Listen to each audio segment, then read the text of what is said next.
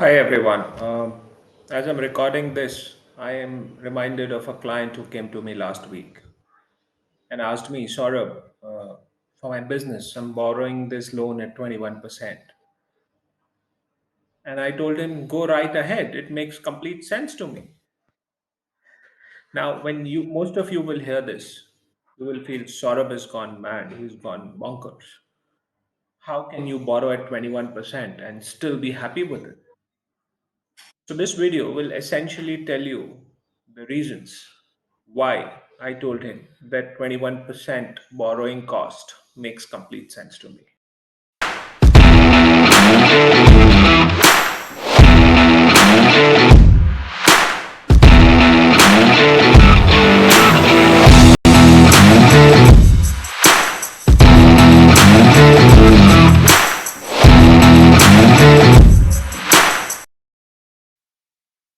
Been a banker for over 19 years. I have had the privilege of looking at a lot of businesses. I have seen a lot of them grow, a lot of them fail. But one thing I've understood in my career is that what is the most important aspect of the business is the cash flow. And there will be times when you will have to look at high cost borrowings just to ensure that the business survives the next 3 to 6 months and goes back to normal after 6 months. So, what does it take for you to decide whether borrowing at 21% is good or not? Let's have a look at that in a little more detail. The end, it depends on the business you are in. For example, if we go back to the client which we discussed at the start of the video, he came to me asking, I'm borrowing at 21%. He's into manufacturing and he got a large order. His working capital limits were full, so he decided to borrow further. So the client had a gross margin of 5% on the product. Is that enough? Borrowing at 21 and you have a margin of 5%. Uh, you're right. It's a stupid decision. If we look at it only within this context. But let's look at it a little more finer, a little more in detail. The order was supposed to be a year long order and was to be delivered in 12 parts every single month. So essentially, what I wanted to borrow was for 1 month of inventory, right? And I now I'm making 5% every month and I'm paying 20%, 21% for a year. 5% every month is 60% per year.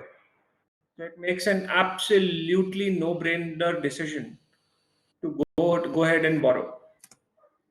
But let's look at a little ahead. Is the manufacturing process defect free? No, not really. It had a 3% defect ratio.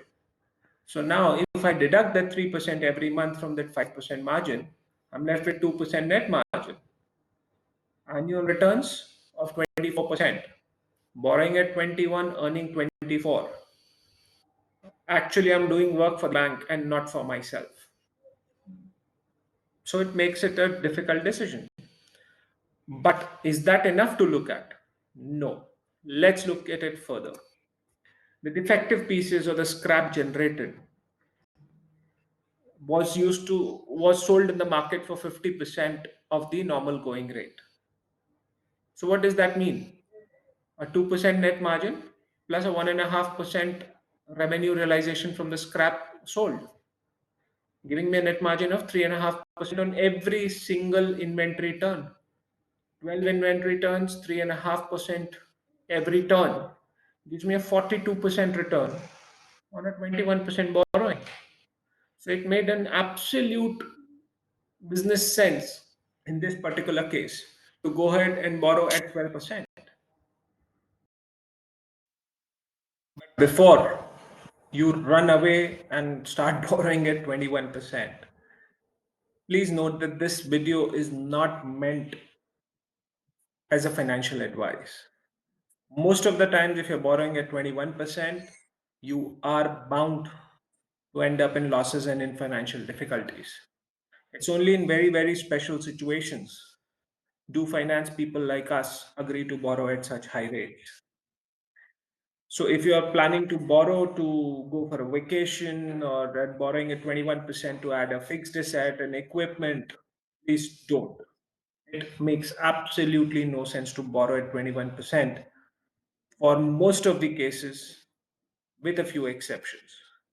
With that, we'll see you next time in the next video with another topic. Leave your comments with us on YouTube and LinkedIn, where these videos will be posted. Do subscribe to our channel and happy business.